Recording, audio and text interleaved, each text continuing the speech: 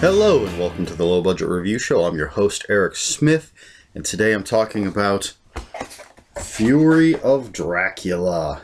It's a game from Fantasy Flight.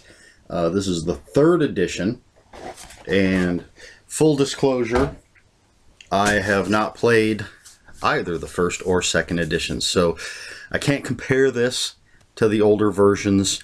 I can only talk about this particular version. So, Fury of Dracula is, let me pick this up again, it says a game of deduction and gothic horror for 2 to 5 players. And the game comes with this Learn to Play manual. So you just read this really quickly and you're ready to go. It also comes with a rules reference, so it gets into more specifics if you have questions.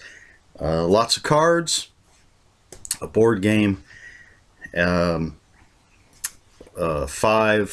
miniatures to represent the characters, and the board game is way too big for me to hold up to the camera here, so hopefully this will do it.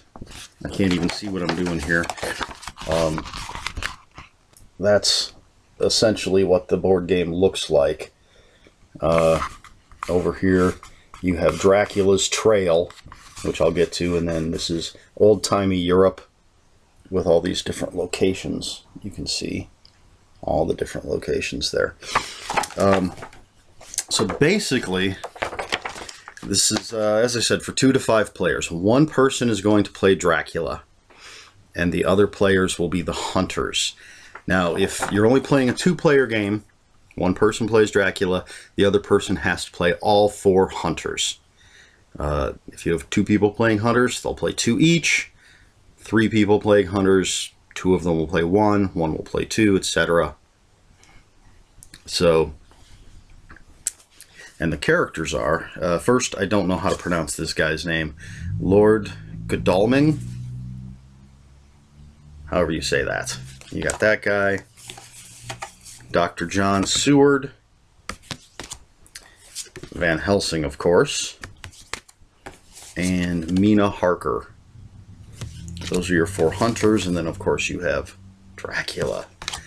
And then the corresponding figures here. There's Drac. Let's see. I believe this is Lord Godalming. I know you can't see detail very well here with my camera. This is Dr. Seward. Whoops. Van Helsing here. And the easiest one to tell apart from the rest, because she's wearing a dress, is Mina Harker. So what you do in this game is Dracula. The game takes place, I think, 8 years after the events of the novel Dracula. Dracula is trying to spread his influence over Europe, and there's an influence track on the board. If you see that, if it reaches 13, the influence track is that little ribbon down here. If it reaches 13, Dracula wins. If the hunters defeat Dracula, the hunters win. So Dracula is moving around Europe. The hunters are trying to find him. The way this works is Dracula has a deck of location cards, one for every single location on the board, and he has this handy-dandy little reference guide so that the hunters can't see what he's looking at, can't see where he's going. And as I said, this is the track. Dracula puts his first location down here, puts the location card face down, and he puts his figure there. And as he moves, each card will move up the track. So these will be the places he's been. This is his current location. The hunters move around the board, and they gather weapons and other items that will help them in their fight. and try to find Dracula. If they land on a spot where he's been, you flip over the location card that Dracula has placed so they can see that, 3 turns ago he was in Budapest. And then Dracula will have encounter cards on these locations. Now he can choose, once that location is revealed, he can choose to ambush the hunter that's on that location, or he can leave the encounter card face down, try to get them off the board as they move. As he moves, as I said, they move along the track. If they go off the board, they will mature, which causes an effect. And some of these effects are to increase his influence. And again, as I said, he wants to move that influence track up, and if it hits 13, then he wins the game.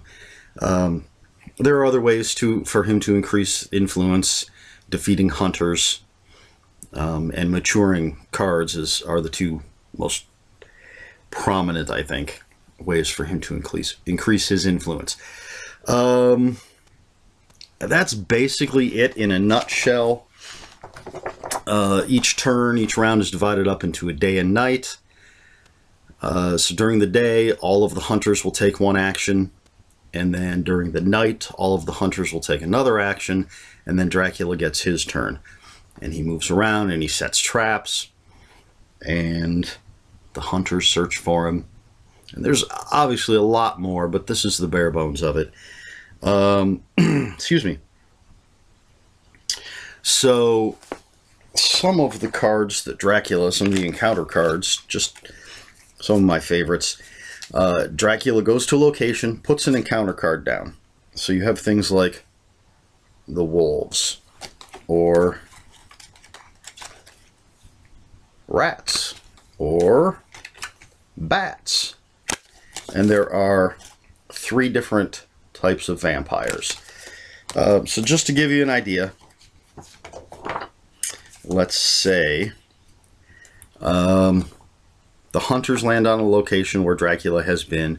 He flips over that location card so they can see. All right, he's been again to Budapest. Now, if Dracula chooses to ambush, he would flip this encounter card over, and it says, it's the reckless vampire. It says, the hunter fights this vampire.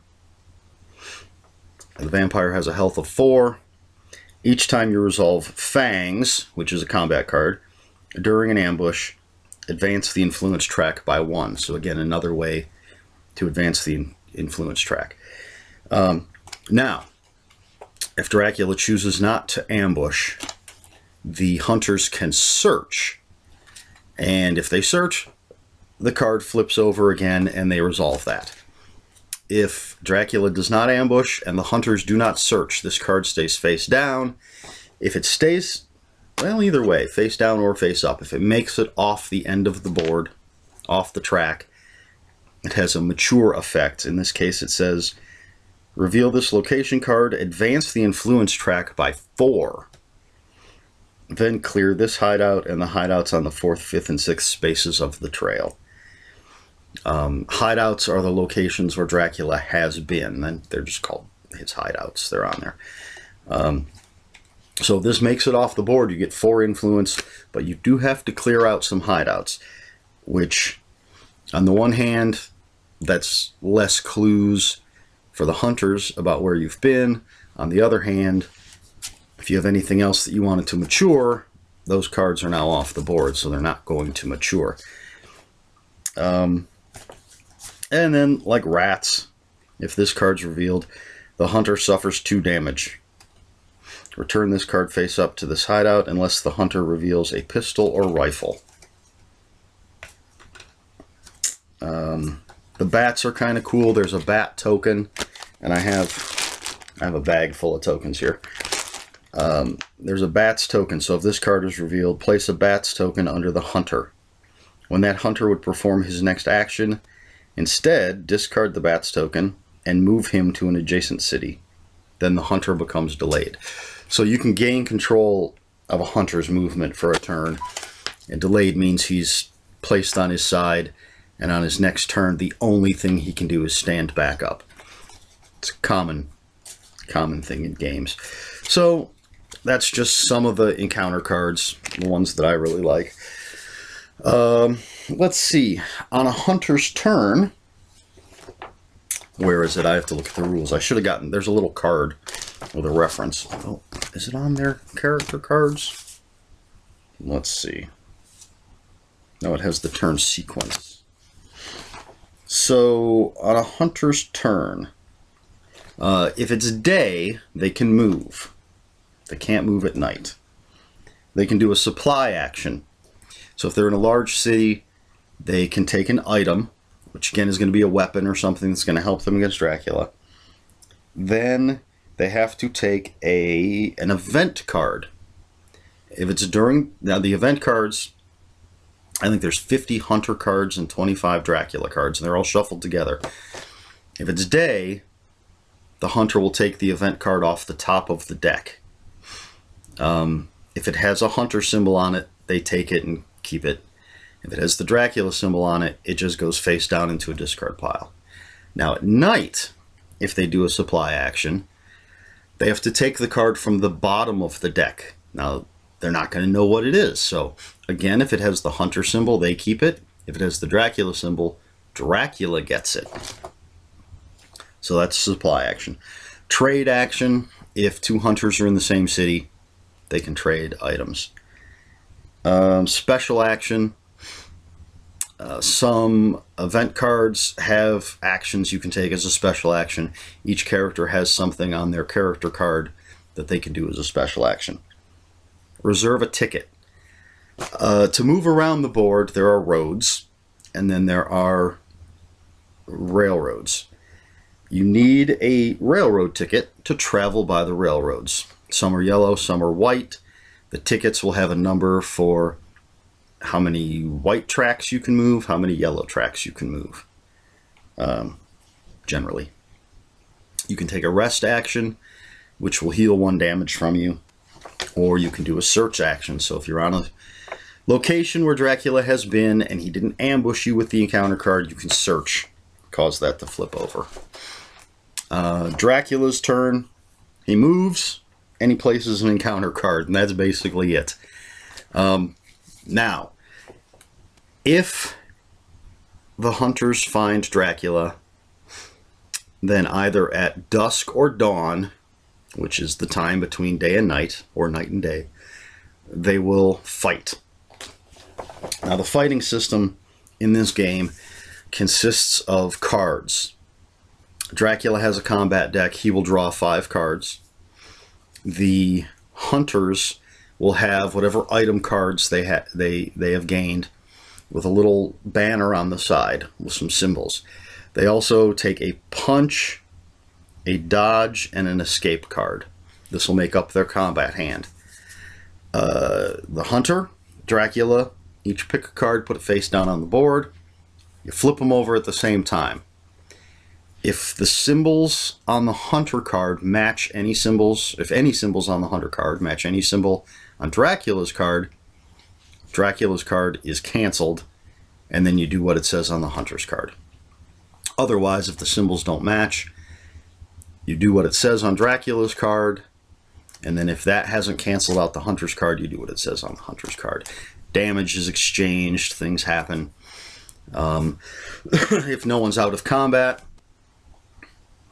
you pick another card, put it face down, flip it over, do it all over again. After each round of combat, Dracula will draw a new card.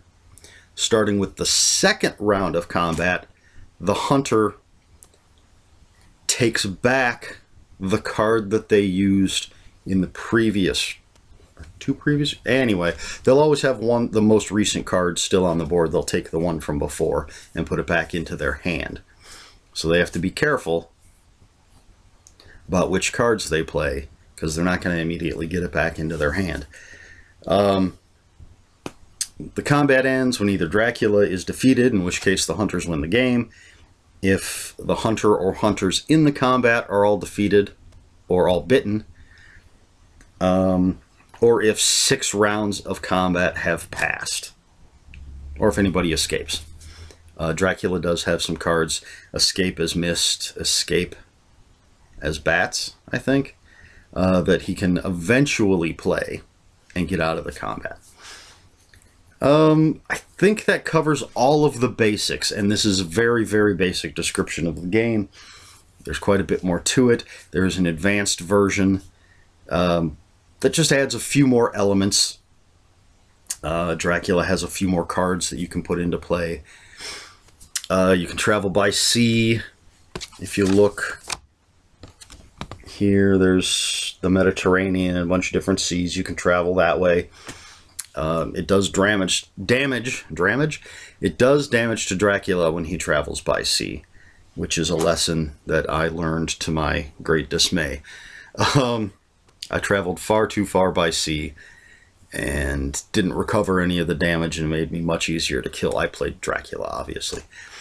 Also, Dracula's location cards, the cards for sea travel have a different back, so the hunters can see that you're traveling by sea. See? Which can give away his location, especially if they have an idea of where you were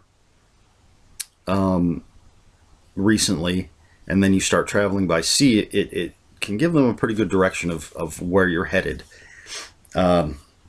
So, I think I covered all of the very, very basics here.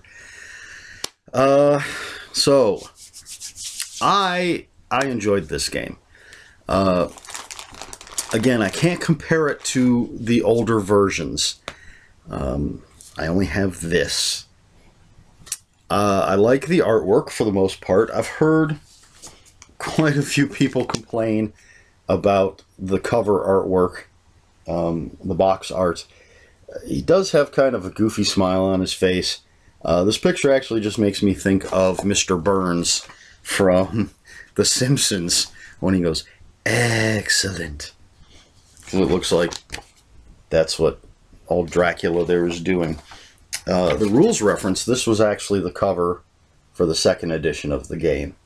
I know people like that a lot better than the new one. But on the cards, I like the artwork pretty much. There's no real consistent look for Dracula, but that's okay. You know, there's been many interpretations of how he looks, so I have no problem with that. But, yeah, I mean, the artwork is pretty nice. Especially, you know, I like the wolves, and I like the rats. So, that's pretty cool. I get the components are decent. We found it in our first game anyway, a little, difficult to tell who was who on the board.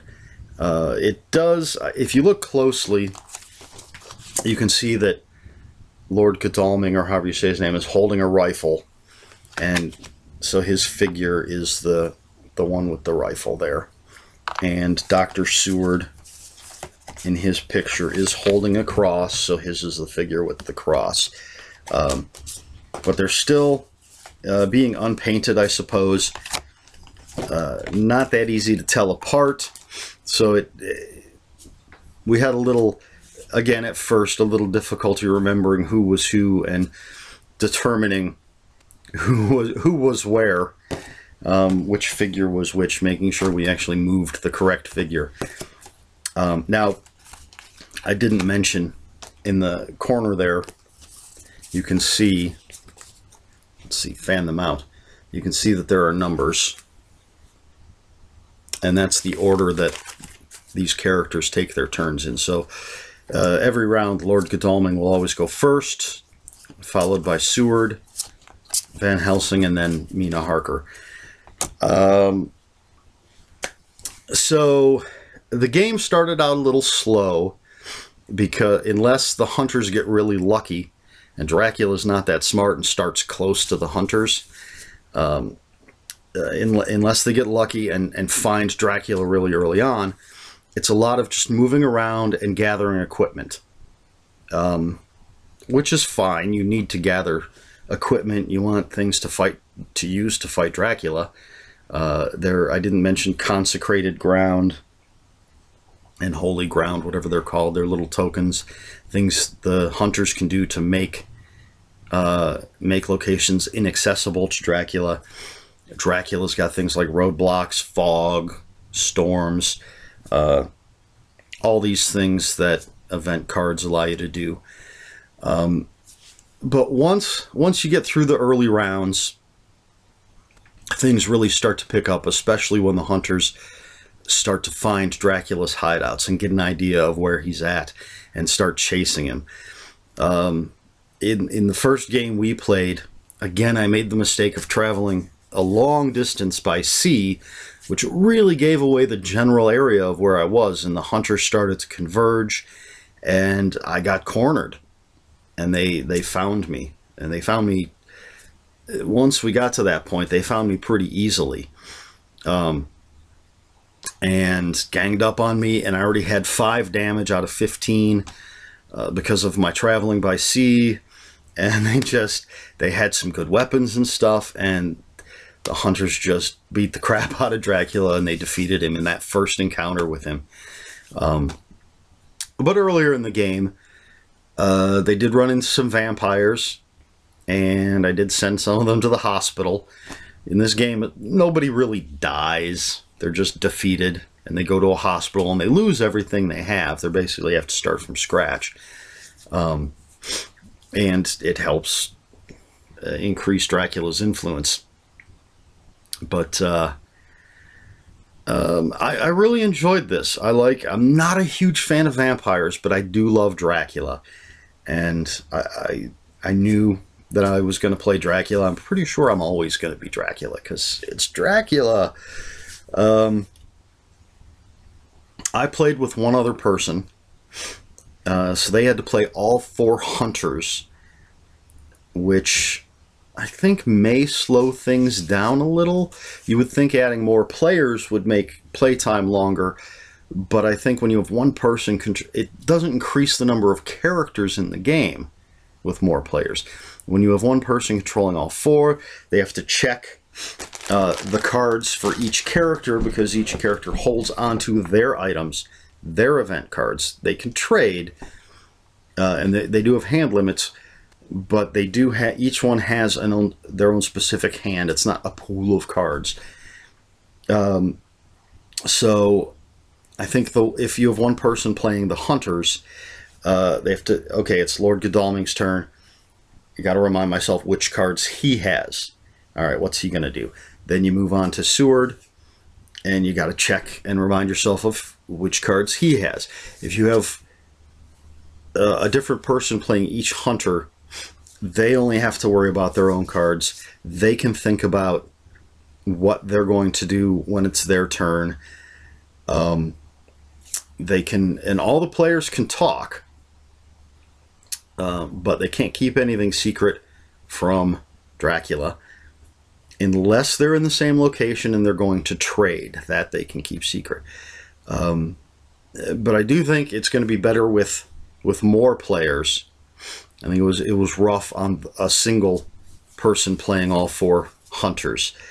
Like I said, starts out a little slow, but it starts building up. And as Dracula, I love setting these traps, setting things up. I want to get some of these cards off the board to increase my influence. But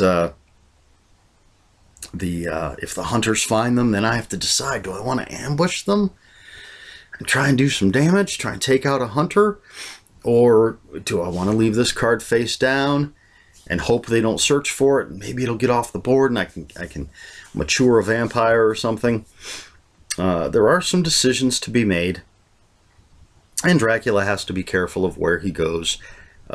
Castle Dracula is one of the locations on the board, and I think if he goes there, I'd have to check the rules, and I'm not going to do that right now. But I think he recovers some health.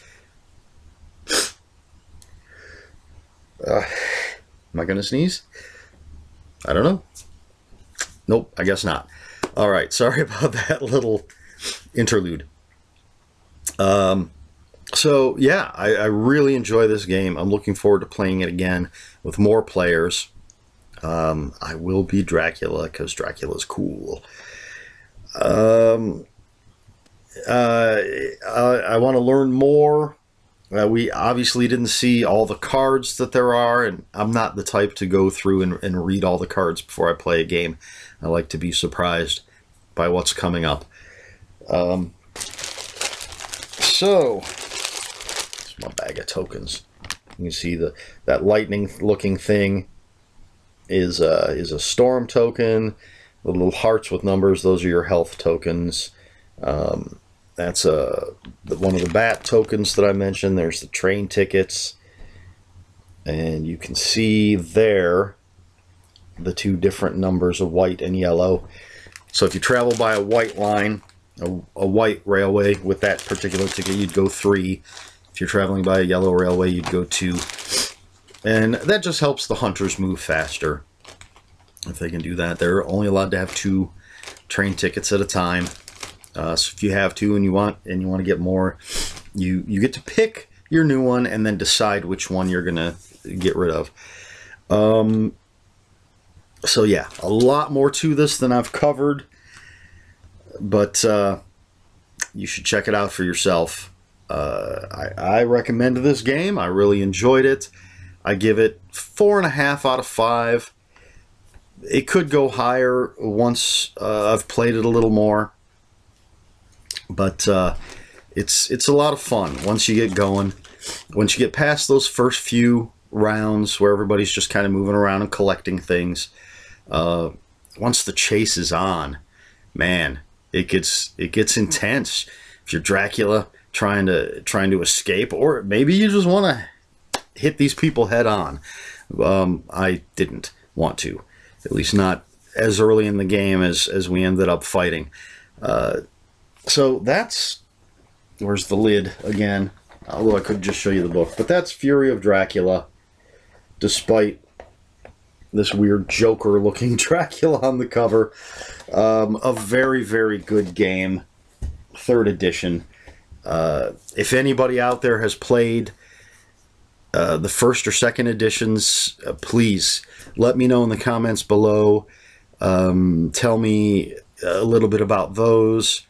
And if you've played this one as well, let me know how it compares. I'll have a link or 2 for the game in the description below. If you have any comments, questions, or corrections, and since I've only played this once and don't know the rules perfectly well, I wouldn't be surprised if there were plenty of corrections. But any comments, questions, or corrections, put them in the comments below. Please like, share, and subscribe. And I think that's it. So this is the Low Budget Review Show. I'm Eric Smith, and until next time, read more books.